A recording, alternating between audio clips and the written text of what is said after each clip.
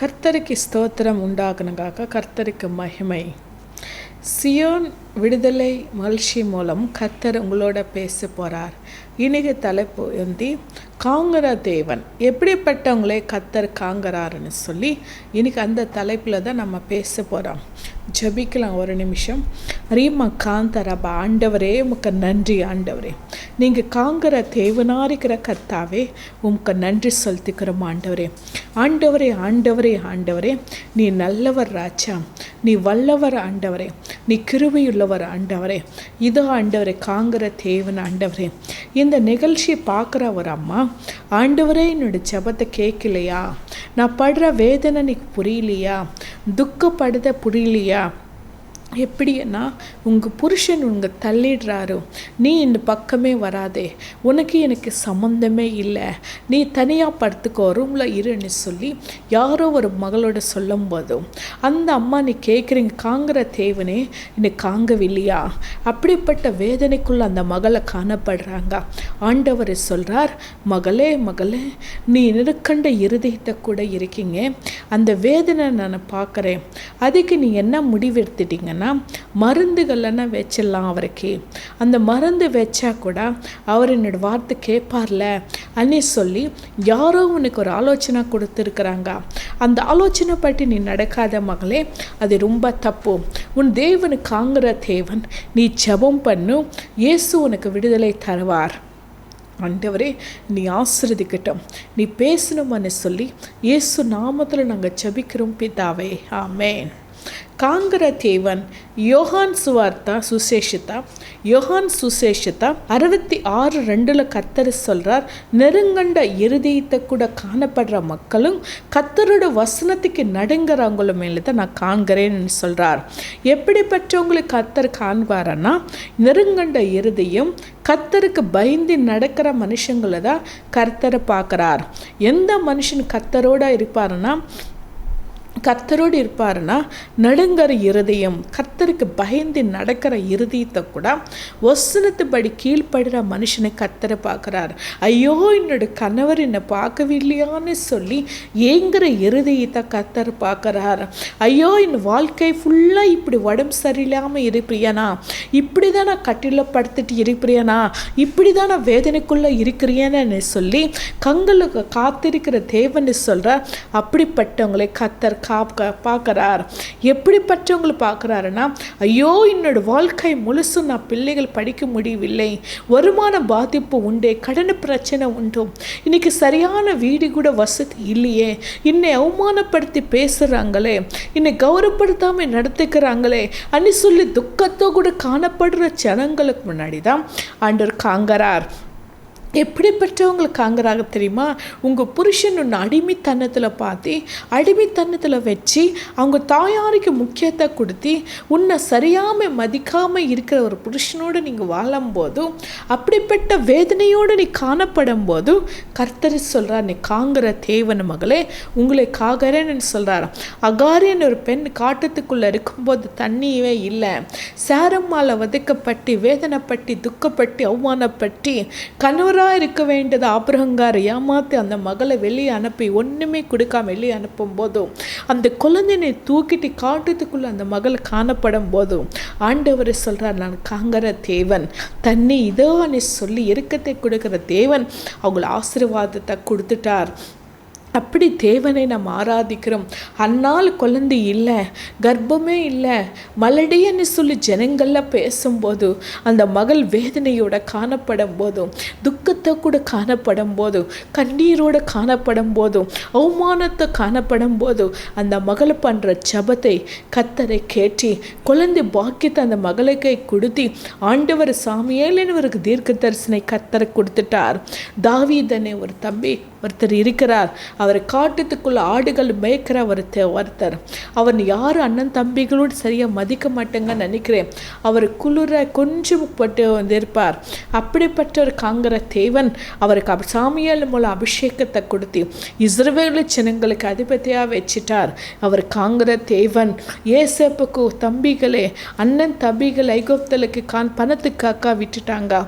அப்படிப்பட்ட ஏசேப்பு ஐகுப்தில் போய் படுறான கஷ்டங்கள் கண்ணீர்களை பண்ணி அவர் ஜெயிலுக்குள்ளே இருந்து அப்படிப்பட்ட வேதனையில் இருக்கும்போதும் காங்கிற தேவன் ஒரு காலம் வரும்போதும் ஏசேப்பு அந்த தேசத்துக்கே ரொம்ப உயர் ஸ்தானத்துக்குள்ளே வச்சு அவர் அண்ணன் தம்பிகள் எல்லாரும் கூட்டிட்டு வந்து அங்கே பணத்தை கொடுத்து வருமானத்தை கொடுத்து கோஷியா தேசமே அவங்களுக்காக கொடுத்துட்டாங்க. அப்படிப்பட்ட தேவன் காங்கிற தேவன். இன்னைக்கு அப்படிப்பட்ட கஷ்டங்களில் நீங்கள் காணப்படலாம், அப்படிப்பட்ட வேதனைக்குள்ளே நீங்கள் காணப்படலாம், அப்படிப்பட்ட துக்கங்களுக்குள்ளே நீங்கள் காணப்படலாம். உங்களுக்கு காங்கிற தேவன் உன்னோட இருக்கிறார்.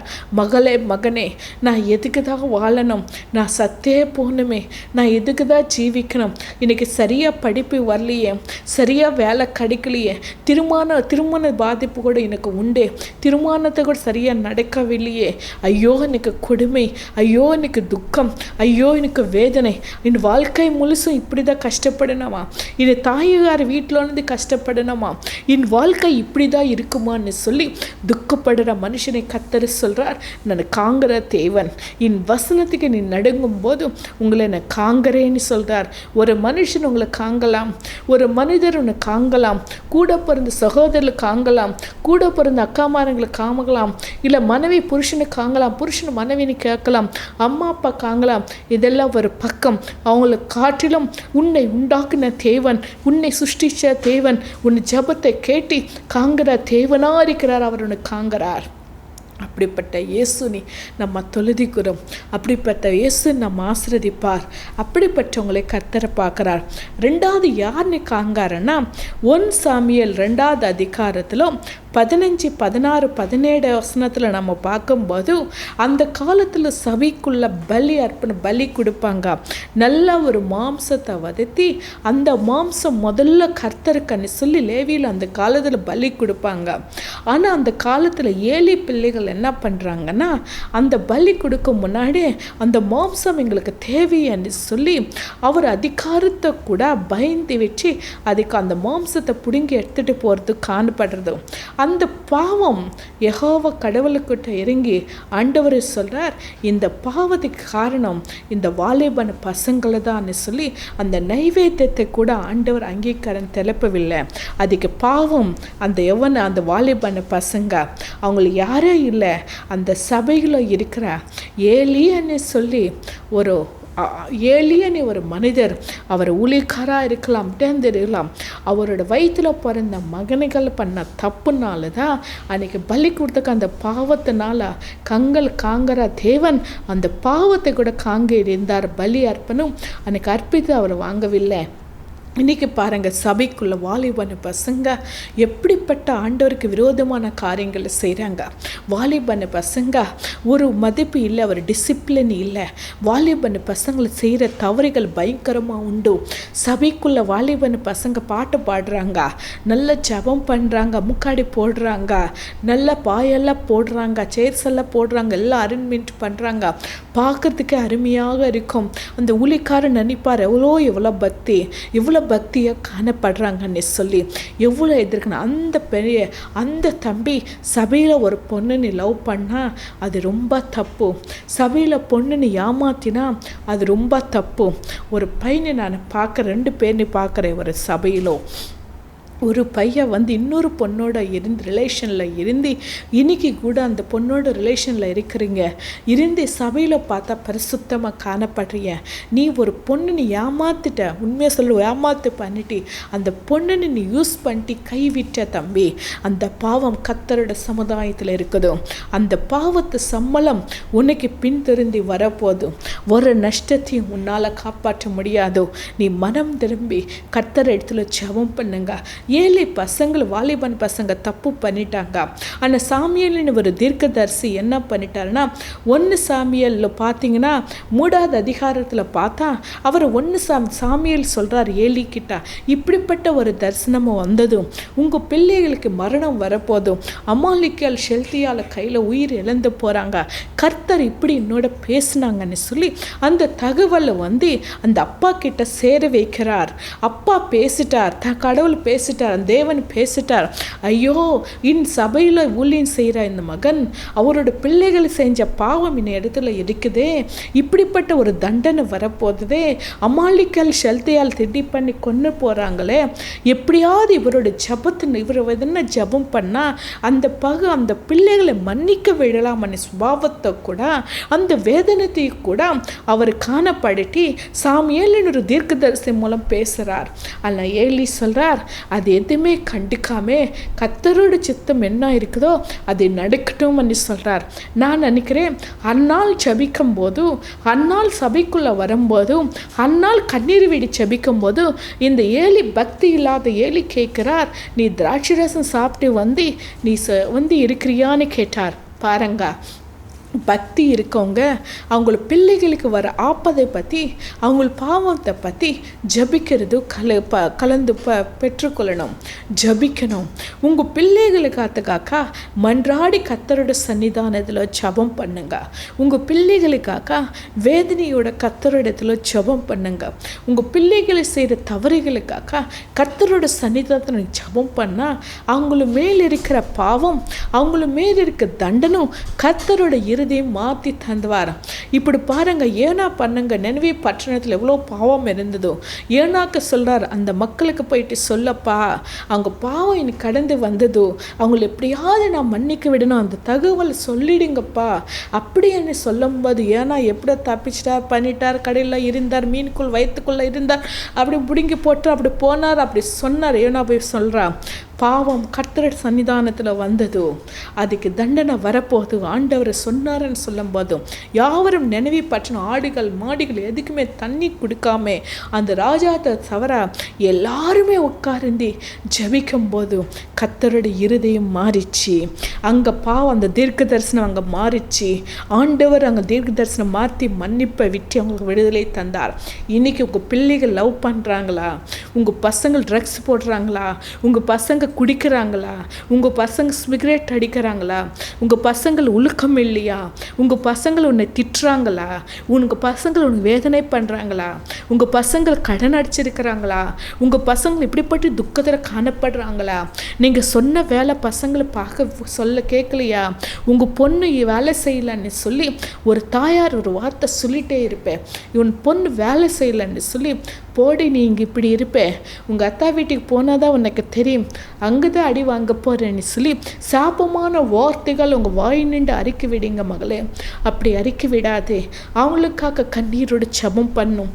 நீ பண்ணுற கஷ்டம் உங்கள் பொண்ணுக்கு வேண்டாம், நீ படுற வேதனை உங்கள் பொண்ணுக்கு வேண்டாம், நீ பண்ணுற துக்கம் உன் பொண்ணுக்கு வேண்டாம், நீ பண்ணுற காலங்கள் பெண்ணுங்களுக்கு வேண்டாம். நீ ஜெபம் பண்ணு மகளே, நீ ஜெபம் பண்ணாலே கர்த்தர் ஆசீர்வதிப்பார். உங்கள் பிள்ளைகள் செய்கிற தவறுகளுக்காக ஜெபம் பண்ணுங்க.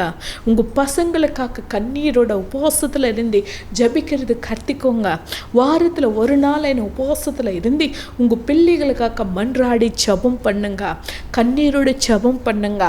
ஆண்டவரே, என் பிள்ளைகள் என்ன தப்பு பண்ணாலும் மன்னிக்க விடும், என் பிள்ளைகள் என்ன பண்ணாலும் மன்னிக்க விட்டு இந்த பிள்ளைகளை நீ ஆசீர்வதியும் சொல்லி நீ ஜெபிக்கும் போது தேவன் அங்கே பிள்ளைகளை நடத்துவார், அந்த பிள்ளைகளை தேவன் ஆசீர்வதிப்பார். இப்போ பாருங்க, அப்படிப்பட்ட தேவனை நம்ம ஆராதிக்கிறோம், அப்படிப்பட்ட தேவனை நம்ம நினைக்கிறோம். உங்கள் பிள்ளைகளுக்காக அவங்கள பாவத்திற்காக ஜெபம் பண்ணி சபைக்கு அவங்கள ஒழுக்கத்தை கொடுங்க. கால நேரத்தில் ஜெபிக்கிறது கற்றுக் கொடுங்க, சபைக்கு கரெக்டான நேரத்துக்கு போகிறது கற்றுக் கொடுங்க. உங்கள் பிள்ளைகள் யாரோ ஒருத்தர் இந்த டிவி நிகழ்ச்சி பார்க்குறவங்களுக்கு சொல்கிறேன், நீங்கள் யூடியூப்பில் தான் பார்க்குறீங்க, உங்கள் பிள்ளை சபையில் எதனை பாய் போட்டு எதனை வேலை செஞ்சுட்டா நீ எதுக்குற செய்கிறே, இந்த வேலையில் நீ பண்ணாதே, அந்த பசங்களே பண்ணலாம், நீ எதுக்கு பண்ணுறேன்னு சொல்லி அந்த பசங்களை நீ திட்டுறீங்க மகளே. இது ரொம்ப தப்பு. கட்டினை கொழுக்குங்க. உங்கள் மகன் உங்கள் மன உங்கள் புருஷன் கூட அப்படி தான் பண்ணுறாங்க, ரெண்டு பேர் தப்பு. சபையில் பாய் போட்டு சபை வேலை சபை மக்கள் பண்ணும்போதும் தேவன் அவங்களுக்குள்ள வாலிபன் பசங்களுக்குள்ள பாவத்தையும் அந்த காரியங்களை நிமித்தம் பார்த்து தேவன் மன்னிக்க விடுவார். அப்படிப்பட்ட தேவனை நம்ம தொழுதுகொள்கிறோம், அப்படிப்பட்ட தேவனை நம்ம ஆசீர்வதிக்கிறோம். மூடாதி பாருங்க, சங்கீதம் 41:1-2 பார்த்தா 1-2 பாருங்க. 1 சாமுவேல் 15வது அதிகாரம் 22வது வசனம் பாருங்க. பலலு அர்ப்பிஞ்சிட்டு காட்டிலும் கர்த்தரோட வார்த்தைக்கு கீழ்ப்படுது நல்லதுன்னு சொல்கிறார். நிறைய பேருங்க பாருங்க, அந்த தசம்பாகால் நம்ம சொல்லித்தா கர்த்தர் நம்ம ஆசிர்வதிப்பார் நினைப்பீங்க. அது செய்த இந்த கடமைகளை நீங்கள் செய்யணும். அது மூலம் தேவன் ஆசிர்வதிப்பார்னு காட்டிலும் கர்த்தரோட வசனத்தை பற்றி நம்ம நடந்ததை தேவன் ஆசிர்வதிப்பார். நான் ஒரு சிஸ்டர்னு நான் பார்த்தேன். அந்த சிஸ்டர் ஒரு சபைக்கு போவாங்க. அவங்களுக்கு சொன்னாங்க, எனக்கு நான் 50 தட்டை வைப்பேன் சபையிலோ, 40 தட்டை வைப்பேன், 30 தட்டை வைப்பேன்னு சொன்னாங்க. அது எனக்கு தெரியாது, அந்த புதுசாக இருந்தது. அதை பற்றி எவரையும் சொல்லுங்கன்னு சொல்லும்போது அந்த சிஸ்டர் சொன்னாங்க, இங்கே சபையில் ஒரு ஒழுக்கம் உண்டு, வருஷத்துக்கு ஒரு வாட்டி நாங்கள் 10 தட்டு 20 தட்டி வைக்கணும். அதில் தான் நான் நிறைய தட்டு 21 தட்டு வைப்பேன் சிஸ்டர். வருஷம் நான் கடனை வாங்கி மோதிரமெல்லாம் செஞ்சு நல்ல ட்ரெஸ் எல்லாம் வாங்கி காய் பழமெல்லாம் வாங்கி ஸ்வீட்ஸ் எல்லாம் பலகாரமெல்லாம் வாங்கி 21 தட்டை வைப்பேன்னு சொன்னார். நான் நினச்சேன், எப்படிப்பட்ட ஒரு அர்ப்பணா, எப்படிப்பட்ட ஒரு பலி. உங்களுக்கு சொல்கிறாங்க, அவங்க பணம் இல்லை, ரொம்ப கஷ்டத்தில் இருக்காங்க, கடன் பிரச்சனைக்குள்ளே இருக்கிறாங்க. ஆனாலும் இந்த சிஸ்டர் சபையில் இருக்கிறா அந்த நியாயத்தும் சபையில் இருக்கிற அந்த கட்டுப்பாட்டும் அதை உறுதி பண்ணிவிட்டு அவங்களுக்கு செய்வே இந்த கடமைகள் அவங்களுக்கு செய்கிறாங்க, எப்படியெல்லாம் பலியில் கொடுக்குறாங்கன்னு சொல்லி நான் நினச்சேன். அதுக்கப்புறம் அவங்களை ஜெபம் பண்ண சொல்லி கேட்டாங்க.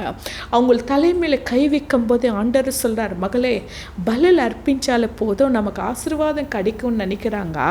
ஆனாலும் அவங்களோட இருதயம் எனக்கு தூரமாக இருக்குதோ, அவங்களோட இருதயத்துக்கும் என்னோட இருதயத்துக்கும் ஒத்து வரதில்லை, ரொம்ப ரொம்ப தூரமாக இருக்குது மகளே. அதனால்தான் அவங்களுக்கு அவ்வளோ கஷ்டம். அவங்களுக்கு இப்படி பலியில் கொடுத்தா போதும், இப்படி தசம்பாகில் கொடுத்தா போதும், இப்படி நம்ம காணிக்கையில் கொடுத்தா போதும், இப்படி நம்ம செஞ்சாலும் நம்ம கர்த்தர் ஆசீர்வதிப்பார்னு எண்ணத்தில் அவங்களுக்கு ஓடுறாங்க. அதெல்லாம் செய்வேந்த கடமை தான் செய்யணும். அதனால் ஆசீர்வாதம் பெற்றுக்கொள்ளணும்னு நினச்சா அது ஒரு பக்கம் தான் வரும் ஆசீர்வாதம். அந்த 3 பங்கு ஆசீர்வாதமே இல்லை. 100 பங்கு ஆசீர்வாதம் நம்ம கடந்து வரணும்னா என்னோட வசனத்தை படி நடக்கிற மனுஷனுக்கு தான் தேவன் ஆசீர்வதிப்பார். நிறைய பேர் சொல்லுவாங்க, நான் என்னோட சபைக்கு தசம்பாகத்தை கொடுக்குறேன், இந்த சபைக்கு இவ்வளோ பணம் கொடுக்குறேன், என்னைக்கே நான் சொன்னபடி தான் ஊழிக்காரன் நினைக்கணும், அவர் சொன்னபடி நான் நினைக்க மாட்டேன்னு சொல்லி யூடியூப்பில் ஒரு பிரதர் பார்ப்பீங்க. இந்த வசனம் பார்க்கும்போது கர்த்தர் கிட்ட சொல்கிறார், அந்த எண்ணத்தை கூட சபையில் நீங்கள் இருக்கிறீங்க, இந்த நாள் வரைக்கும் கூட நீங்கள் சொன்னதை அவர் கேட்கணும்னு சொல்லி நீ நினைக்கிறீங்க. அது ரொம்ப தப்பு பிரதர். கர்த்தரோட வார்த்தையும் கொண்டு வர ஒரு ஊழிக்காரன் கர்த்தருக்கு அப்புறம் தான் அந்த ஸ்தானத்துக்குள்ளே இருக்கிறார். கர்த்தர் அந்த உயர்த்து ஸ்தானத்துக்குள்ளே வச்சிருக்கிறார். சவுலுக்குள்ள அபிஷேகம் இருக்கிறதுனால தான் தாவீதுக்கு எவ்வளோ நாள் கிடைச்சா கூட அந்த வேலை செய்யவே இல்லை, அடிக்கவே இல்லை சவுலனே, அவரை கொன்னவே இல்லை. காரணம் என்னன்னா, சவுல் கர்த்தர் அபிஷேகம் கொடுத்த மனிதரை நம்ம தொடக்கூடாது, நம்ம பேசக்கூடாதுன்னு சொல்லி தாவீது காத்திருந்தார். அபிஷேகம் பெற்ற சவுலனை அவருக்கு மரத்துக்கு மேலே தூக்கு பண்ணிட்டு போட்டு அவரோட துணியும் கிரீடத்தையும் கொண்டு வந்து தாவீது கையில் கொடுக்குற அந்த மனிதரை பார்த்து, அபிஷேகம் பெற்றுக்கொண்டு அவன் எப்படி நீ தொட்டுப்பேன்னு சொல்லி கொன்னி அவர் உபவாசத்தில் இருந்து துணிமணி இல்லாமல் கோனி கட்டிட்டு அந்த கயிறு கட்டிட்டு அவர் பூமியை மண்ணில் உட்காரன்ட்டு ஜெபிக்கிறது நம்ம பார்க்குறோம். அபிஷேகம் பட்ட நீங்கள் எவ்வளோ தசம்பாங்க கொடுக்கறதுனால உங்கள் ஊழிக்காரன் வார்த்தை கேட்கணும்னு சொல்லி நினைக்கிற எண்ணம் ரொம்ப தப்பு மகனே. இல்லை நீ சபையில் பெரிய போஸ்டில் இருக்கலாம், இல்லை ஒரு தலைம்பில் இருக்கும்போது அந்த ஊழிக்காரன் நம்ம சொன்னபடி தான் நடக்கணும்னு சொல்லி நினைக்கிறது தப்பு. நிறைய பேர் இருக்கீங்க, சபை தலைவராக இருப்பீங்க, சபையில் போஸ்டில் இருக்கும், உங்களுக்கு அசிஸ்டன்ட் எத்தனையோ போஸ்ட்டு சபைக்குள்ளே இருக்குது, அது ட்ரெஸரராக இருப்பீங்க, போஸ்ட்டில் இருப்பீங்க, நிறைய வசதி நீங்கள் இருப்பீங்க. அதெல்லாம் சொல்கிறதுக்கு நான் விரும்பலை. அதனால நாங்கள் சொல்கிறேன், கர்த்தரோட வார்த்தை இப்படி இருந்து ஊழியக்காரர் உங்கள் கையில் வச்சுக்கிறேன்னு நினைக்கிற எண்ணங்கள் உண்டு, அது ரொம்ப தப்பு. அது பலில் அர்ப்பிச்சிடுங்கன்னே, பலில் அது மாதிரி நீங்கள் செய்கிறீங்க தர கர்த்தரோட வசனத்தை படி இல்லை. அங்கே ஊழியக்காரர் உங்கள் கையில் இருக்கக்கூடாது, ஊழியக்காரர் கையில் நீங்கள் இருக்கணும். ஊழியக்காரர் உங்களுக்காக ஜெபம் பண்ணுவார். நீங்கள் என்ன பண்ணுறீங்கன்னு கொஞ்சம் பேர் என்ன பண்ணுறீங்க சபையிலோ அந்த காணிக்கெல்லாம் நீங்கள் கையில் எடுத்துட்டு உங்கள் செலவு கூட பண்ணுற ஆட்களுக்கு சபைக்குள்ளே இருக்கீங்க. அதில் உண்டி அவருக்கு தேவையானது அந்த பணத்தை சம்பளத்தை கொடுத்து அனுப்புகிறீங்க. அதை வச்சு அவரால் சாப்பிட முடியாமல் அவரை கஷ்டப்பட்டு கண்ணீரை விட்டு வெறுக்குது நாங்கள் பார்த்துட்டு இருக்கிறோம். இதெல்லாம் ரொம்ப அந்த பாவம் உங்கள் சபை மேலே வந்துடும், அவரோட கண்ணீர் உங்கள் சபை மேலே வரும், அந்த கஷ்டம் குடும்பம் மேலே வரும். இப்படிப்பட்ட காரியங்களை நீங்கள் செய்யாமல் பரிசுத்தமாக வாழ்கிற ஜனங்களாக நீங்கள் இருங்க. தேவன் ஆசீர்வதிப்பார். பலுలు அர்ப்பிంచుట కంటే கர்த்தருடைய வசனத்தைப்படி நீ நடக்கும்போது தேவன் உங்களை உயர்த்துவார். கர்த்தன வசனத்தைப்படி நடக்கணும். வாலிபான பசங்கள் சபையில் செய்கிற பாவத்துக்காக தாயின் ஜெபிக்கணும். ஊழியக்காரா ஜெபிக்கலாம், தாயின் தகப்பனாரை ஜெபிக்கலாம். வசனத்தைப்படி நடக்க மனுஷனு தான் கர்த்தர் காண்பார். நாலாவது யாருன்னு காங்காரன்னா சங்கீதம் 41 1-2 பாருங்க. ஏழை செய்கிறவங்களை நேசிக்கிறது காட்டிலும் ஆபத் காலத்தில் கர்த்தர் அவளை தப்பி வைப்பார். கர்த்தர் அவனை பாதுகாத்து அவனை உயிரோடு வைப்பார். பூமியில் அவன் பாக்கியவானாய் இருப்பான். அவன் சத்துருக்களின் இஷ்டத்திற்கு அவனை ஒப்புக்கொடு. பாருங்க, சிறுமைப்பட்டவன் மேல் சிந்தை உள்ளவன் பாக்கியவான். கர்த்தர் அவனை விடுவிப்பார். பாருங்க, ஆபத் காலக்கு வந்து అంటే ఇప్పుడు வேலை செய்கிறவங்களும் இருப்பாங்க, ஏழைகள் இருப்பாங்க. அவங்களும் நம்ம விசாரிக்கும் போது அவங்களுக்கு செய்ய இந்த தர்மங்கள் நம்ம செய்யும்போது கஷ்ட காலத்திலோ கண்ணீர் காலத்திலோ கர்த்தர் நம்ம ஆபத்தில் தப்பிப்பார், நம்ம ஆசீர்வதிப்பார், நம்ம சத்துருக்களை முன்னாடி நம்ம நிறுத்தி வச்சிருவார். எப்படிப்பட்ட தேவனை நம்ம தொழுதிக்கிறோம். நான் விருதாச்சலம்னு சொல்லி தமிழ்நாடு பாஸ்டர்ஸ் மீட்டிங்கு போனேன். அங்கே நான் பஸ்ஸு இறங்கினேன். என் ஊழிக்காரன் அழைச்சிட்டு போகிறதுக்கு காரில் வராங்க. ஒரு 5 நிமிஷம் நான் நிற்கும்போது வயசான ஒரு தாயம்மா என்கிட்ட வந்து அங்கே வந்துட்டு இருந்தது. அந்த தாயார் கையில் ₹20 கைசு கொடுத்துட்டு, நீ ஏற்றுக்கம்மா நல்லா இருப்பீங்கன்னு சொன்ன. அந்த அம்மா என்னை கை பிடிச்சி செருப்புகளுக்கு வெளியே கழட்டி வானத்தை தெரிந்து பார்த்தாங்க. கடவுளே, இந்த அம்மானு விசேஷமாக நீ ஆசீர்வதியம்னு சொல்லும் போதும் தேவன் இன்னைக்கு விசேஷமாக ஆண்டவர் ஆசீர்வாதம் கொடுத்துட்டார். இன்னும் ஆசீர்வதிக்கிட்டோம்னு சொன்னது என்ன சொந்தக்கார் இல்லை, இன்னும் ஆசீர்வதியம்னு சொன்னது இன்னும் ரிலேஷன்ஸ் இல்லை, இன்னும் ஆசீர்வதியம்னு சொன்னது என்னோட அக்கா தங்கச்சி இல்லை, இன்னும் ஆசீர்வதியம் சொன்னது அண்ணா தம்பிகள் இல்லை, இன்னும் ஆசீர்வதியம்னு சொன்னது என் சொந்தக்கார் இல்லை, இன்னும் ஆசீர்வதியம்னு சொன்னது கணவர் இல்லை, இன்னும் ஆசீர்வதியம்னு சொன்னது என்ன பிள்ளைகள் இல்லை, இன்னும் ஆசீர்வதிக்கும்னு சொன்னதை ஒரு ஏழை சொன்னாங்க. ஒரு தாயார் சொல்லிச்சு, ஆசீர்வதியமணி ஏழைகளை ஜபத்தை கர்த்தர் கேட்பார். கீரைக்காரர்கிட்ட போய் நமக்கு கேட்கக்கூடாது, காய்கறிக்கிட்ட போயிட்டு நம்ம வந்து கேட்கக்கூடாது. ஒரு கீரை ₹20 ₹15 கேட்பாங்க, ₹10 கூடன்னு சொல்லி பேரம் போடுவாங்க. இப்படிப்பட்ட பேரத்தை போடாதீங்க. ஏழைகளை வந்தால் வாசுகள்லாம் வெளியே அனுப்புவீங்க. பணம் இருக்கவங்கள வந்தால் உள்ளத்தை வீட்டுக்குள்ளே உட்கார வச்சிங்க. இன்னைக்கு தெரிஞ்ச ஒரு அம்மா இருக்குது, அவங்க ஏழைகள் ஒரு மாதிரி பார்ப்பாங்க. அவங்களுக்கு தண்ணி கூட கொடுக்க மாட்டாங்க. வீட்டுக்குள்ளே வந்தால் பணக்காரங்களுக்கு வீட்டுக்குள்ளே உட்கார வச்சிருவாங்க. அதை நான் பார்த்துட்டே இருந்தேன். அவங்கக்கிட்ட நான் சொன்னேன், இப்படி நீ பண்ணது தப்புன்னு சொன்னால் கூட இந்த காதில் கேட்டு இந்த காதில் விட்டுட்டாங்க. கடைசியில் அவங்களுக்கு இருக்க சொத்தெல்லாம் போயிடுச்சு, அவங்களுக்கு இருக்கிற வசதெல்லாம் போயிடுச்சு, எல்லாம் போய் கடைசியில் அவங்கள எங்கே நிற்கிறாங்க, ஒன்றும் இல்லாமல் ஏழைத்தனால நிற்கிறாங்க. ஏழைகளுக்கு நீ உதவி பண்ணால் உபத்திரவங்களை நம்ம ஆசீர்வதிப்பார், கண்ணீர்கள் ஆசீர்வதிப்பார், கஷ்டங்கள் ஆசீர்வதிப்பார். முக்கியமாக என்ன தெரியுமா, நம்மளோட பிள்ளைகளுக்கு படிப்பு கொடுத்து தேவன் உயர்த்து ஸ்தானத்துக்குள்ளே வைப்பார். அப்படிப்பட்ட தேவனை நம்ம பார்க்குறோம். அப்படி தேவனை நம்ம கடந்து போகிறோம். அப்படிப்பட்ட தேவனோடு நம்ம இறந்திருக்கிறோம். அப்படிப்பட்ட தேவனை நம்ம ஆசீர்வதிக்கிறோம். இன்னைக்கு எப்படி இருக்கீங்க? அப்படிப்பட்ட தேவனை காங்கிற தேவனா இருக்கிறார். அவரோ எங்களை எப்படி காண்பார் தெரியுமா? அவரோ வசனத்தைப்படி கீழ்ப்படும் போது, பலுல அர்ப்பிக்காமல் ஊழியக்காரை கனப்படுத்தும் போது, ஏழைகளை கனப்படுத்தும் போது, பாவத்தை ஒப்பு கொடுக்கும் போது அவங்கள தான் கர்த்தர் காமிப்பார். நம்ம ஜெபம் பண்ணலாம், ஜெபிக்கலாம். ஸ்தோத்திரம் ஆண்டவரே, என் தேவனாக இருக்கிற கர்த்தாவே, இந்த மாதம் முழுசு நீ ஆசீர்வதியும் ஆண்டவரே. ஏழைகளுக்கு ஆண்டவர் மதிப்பு கொடுக்காங்க. ரீமா சாந்தா ரபா ரபோம் தருணன் திரீமா காந்தா ரபா சாந்தா ரமா காந்தா ரபா ரபோம் தருணன் திரீமா சாந்தா ரமா காந்தா ரபா திகம் தருணன் திரீமா காந்தா ரீமா சாந்தி ரீமா காந்தா ரபா ரபோம் தருணன் திரீமா சாந்தி ரபோம் தரணன் தெரியுமா காந்தா. ஆண்டவரே, நீ நல்லவர் ஆண்டவரே, நீ வல்லவர் ஆண்டவரே, நீ கிருபையுள்ளவர் ஆண்டவரே, நீ மகிமையுள்ளவர் ஆண்டவரே, உயர்த்துகிற தேவன் ஆண்டவரே, நீ ஆசீர்வதிக்கிற தேவன் ஆண்டவரே, இதோ ராஜா நீ காங்கிற தேவன் ஆண்டவரே. ஒரு தாயார் இருக்கீங்க, நீ கண்ணீரோட காணப்படுறீங்க மகளே.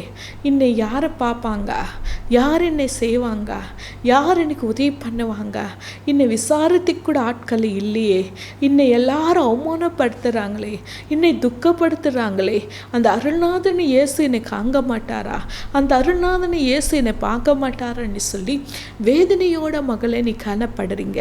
உனக்கு ஒரு அடையாளம், உனக்கு கை வலி இருக்குது, அந்த கை வலி வேதனையோட காணப்படுறீங்க. கடவுள் சொல்கிறார், மகளே உனக்கு வாக்கு கொடுக்குறார், நீ கட்டிலில் படுக்க முன்னாடே நீ உயிர் இழந்துருவீங்க, கர்த்தர் எடுப்பார். மகளே நீ கவலையே படாதே, தேவன் ஆசீர்வதிப்பா.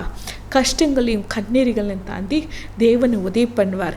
உங்களுக்குள்ளே இருக்க நல்ல குணம் என்னன்னா, ஏதென்ன ஏழை காணப்பச்சுன்னா 5 ரூபாய் நான் கையில் பணம் கொடுப்பேன், 5 ரூபாய் நான் கொடுத்து நீ ஆசீர்வதிப்பேன், அதையே கர்த்தர் பரலோக ராஜ்யத்தில் சேர்த்து வைக்கார். அது மூலம் உன்னை உயிரும் படுக்கையில் படுக்காமல் கர்த்தரோட சமுதாயத்தில் இருக்குது. ஒரு பிரதர் இருக்கிறாங்க, உனக்கு neck problem, back pain problem இருக்குது. அந்த நெக்கு ப்ராப்ளத்தினால வேதனை பற்றிங்க, தலை கீழே எப்படிப்பட்ட ஒரு துக்கம். நீ எப்போ பார்த்தாலும் ஏழைகள் யாரும் வந்தாலும் கையில் 1 ரூபாய் பணம் கொடுக்குற பழக்கம் உண்டு, செய்கிற ஒரு பழக்கம் உண்டு. உங்கள் மனைவி கொடுக்கலைன்னா கூட நீங்கள் கொடுப்பீங்க, நீ கொடு அவருக்கு சாப்பாடு போடும், நீ கொடு சோறு போடு செய்யன்னு சொல்லி சொல்கிற ஆட்கள் நீங்கள் இருக்கீங்க. அதனால தேவாத்த தேவன் சொல்கிறார், உங்களுக்கு இருக்கிற அந்த நெக் ப்ராப்ளம் இயேசு நாமத்தில் தேவன் ரிலீஸ் பண்ணுறார். இயேசு நாமத்தில் அந்த நெக் ப்ராப்ளம் நீ விடுதலை கொடுக்குறார். அதனால நீங்கள் முற்றில கூட வலி இருக்குது, அந்த முற்றி வலி எடுக்கிறார். நீ யாருன்னு சொல்கிறதுக்கு, நீ இந்த நிகழ்ச்சி பார்க்கும்போது ஒரு லுங்கி மாதிரி கட்டிட்டு நிற்பீங்க, அதுதான் உனக்கு அடையாளம். ரீபா சாந்தாராபா காந்தாராபா. ஒரு பிரதரை யூடியூப்பில் பார்க்குறீங்க, யூடியூப்பில் நீங்கள் பார்த்துட்டு இருக்கீங்க, நீங்கள் வேலை செய்கிற ஒரு பிரதர், ஒரு ரெவென்யூ டிபார்ட்மெண்ட்டில் எங்கோ வேலை செய்கிற ஒரு பிரதர், உங்கள் கைனால் 1 ரூபாய் கூட நீங்கள் கொடுக்க மாட்டீங்க, மனைவிக்கு கூட கணக்கு போட்டு கொடுப்பீங்க. நீங்கள் ஏதோ ஒரு பொங்கலி அப்படியானாலும் ஒரு புடவை வாங்கி கொடுப்பீங்க, ஒரு 10 ரூபாய் காசு கொடுக்க மாட்டீங்க. நீ ஒட்டிக்கு கொடுக்குற பழக்கம் உண்டு, அதில் பாதி காசு போயிடுச்சு. நீ செய்கிற பாவத்தை நிமித்தம் தான் நீ வேதனைப்படுற. உங்கள் மனைவிமாருக்கு 1 ரூபாய் கொடுக்காம, நீ வேலைகளுக்கு 1 ரூபாய் கொடுக்காம தாய்மாருக்கு கொடுக்கணும்னு கூட யோசனை பண்ணி கொடுப்பீங்க. அது என்ன பாவத்தம் தான் உனக்கு அப்படி கிடக்குது. ஆண்டவர் இப்போ மனம் திரும்பும் போதும் தேவனை உங்களை ஆசீர்வதிப்பார். ரீபா சாந்தா ராமா காந்தாரபா ரபும் தருணன் ரீமா சாந்தா. யாரோ ஒரு பிரதர் வேலை செய்ய முடியல, கால் வலி பயங்கரமாக இருக்குது, இடுப்புல நினச்சி கீழே பக்கம் வரைக்கும் வலி இருக்குது, அந்த வலினால் வேலை செய்ய முடியாமல் தவிக்கிறீங்க. ரீபா ஷாதி வலி எப்படி வந்ததுன்னா, எங்கோ பைக்கில் போகும்போது நீ கீழே விழுந்துட்டீங்க, சாந்துட்டீங்க, சாந்தும் போதும் அந்த வலி நரம்புகளை ஃப்ரெஷ் ஆகி அந்த வலி வந்துட்டு இருக்குது. அந்த வலி சொல்லும் போதே இயேசு நாமத்தில் தேவன் ரிலீஸ் பண்ணுறாரு. பிரதரே, கால நேரத்துக்குள்ள அந்த வலி உங்களை விட்டு விலகுது மகனை, இப்படியே போதும். இன்னொரு தாயார் இருக்குது, ஒரு மனைவி இருக்கிறாங்க, அவங்கள எப்போ பார்த்தாலும் அவங்க சொல்லிட்டு இருப்பாங்க, நான் எதுக்கு உயிரோடு இருக்கணும், நான் சத்தே போயிடுவேன்னு சொல்லி எவ்வளோ வாட்டி, இப்போதுக்கு ஒரு 5-6 வாட்டி சத்தி போனவனே ட்ரை பண்ணிட்டு இருக்காது. காரணம் என்னன்னா, உங்கள் புருஷனுமே தான் உனக்கு நம்பிக்கை இல்லை, உங்கள் புருஷன் யாரோட இருக்கிறாங்கன்னு சொல்லி எந்த ஒருத்தரோட துத்துறாங்கன்னு சொல்லி ஒரு வேதனை காணப்பட்டிருக்குது. மகளே, நீ உண்மையாக மகளே, நீ உண்மையா கர்த்தரோட கர்த்தரோட சன்னிதானத்தில் காத்திருந்த மகளே, கர்த்தரோட வசனத்துக்கு கீழ்ப்படி நீ பொறுமையா இரு மகளே. உன் கணவரை கர்த்தர் கொண்டு உங்க கையில ஒப்பு கொடுக்க போறார். உங்க கணவர் உன் கையில ஒப்பு கொடுக்க போறார். உங்க பிள்ளைகளுக்காக நீ காத்திருந்து நடத்தும். உங்க பிள்ளைகள் மூலம் தேவன் உங்களை உயர்த்து ஸ்தானத்துக்குள்ள வைப்பார். ரீபா சாந்தா ரபா. இந்த நிகழ்ச்சியை பார்க்குறவங்க இன்னொரு அம்பா இருக்கீங்க, நீ எபிச்சாரம் பண்ணுறேன், இன்னொரு புருஷனோட பணத்தை திருட்டி பண்ணுறேன் மகளே. அந்த புருஷனைந்தி அந்த பிரதர்னை கையில் வச்சு நீ மருந்துகளை போட்டு கையில் வச்சு சூன்யம் கூட பண்ணிட்டு உங்கள் கையில் வச்சு பணத்தெல்லாம் திருடி பண்ணி அவங்கள மனைவி மாறிங்க அவங்க குழந்தைகளுக்கு கொடுக்க வேண்டிய பணத்தை கொடுக்காம தவிக்கிற நீக்கிற உனக்கு கடவுளுக்கு கொடுக்க போகிற தண்டனை பயங்கரமாக இருக்குது மகளே. உனக்கு நீ படுக்கையில் படுக்கும்போது ஒரு கையால் சோறு இல்லை, அவர் கையால் தண்ணி கூட கொடுக்க மாட்டங்க. ஒரு அனாதி புலம்ப போல இறந்துற நேரம் உண்டு வருது மகளே. இப்பயே நீ மனம் திரும்பும் போது தேவன் உங்களை ஆசீர்வதிப்பார். அப்படிப்பட்ட தேவனை நாம் ஆராதிக்கிறோம். ரீமா சாந்தாராபா, அந்த மனம் திரும்ப கிருபை தருணம் அணி இயேசு நாமத்தை நாங்கள் செபிக்கிறோம். எல்லா செபங்களும் கையில் ஒப்பு கொடுக்குறேன் ஆண்டவரே. எல்லா செபத்தை கேட்டு நீ ஆசீர்வதிக்கட்டும் ஆண்டவரே. அதுக்காக கர்த்தருக்கு நன்றி. All God bless you. எல்லாரும் கர்த்தர் இந்த மாதம் முழுசும் ஆசீர்வதிப்பார். மார்ச் மாதம் ஃபஸ்ட்டு வீக்கில் தேவன் விசேஷமாக உன்னை தொழுது கொள்வார். தேவன் விசேஷமாக மார்ச் மாதத்தில் ஆண்டவர் ஆசீர்வதிக்க போகிறார். தேவன் உங்களோட பேச போகிறார். உங்கள் கடன் பிரச்சனைகள் இருக்கலாம், எல்லா வீட்டில் மீட்டுண்டி தேவன் உங்களை விசேஷமாக ஆண்டவர் மார்ச் மாதத்தில் ஆசீர்வதிக்க போகிறார். God bless you.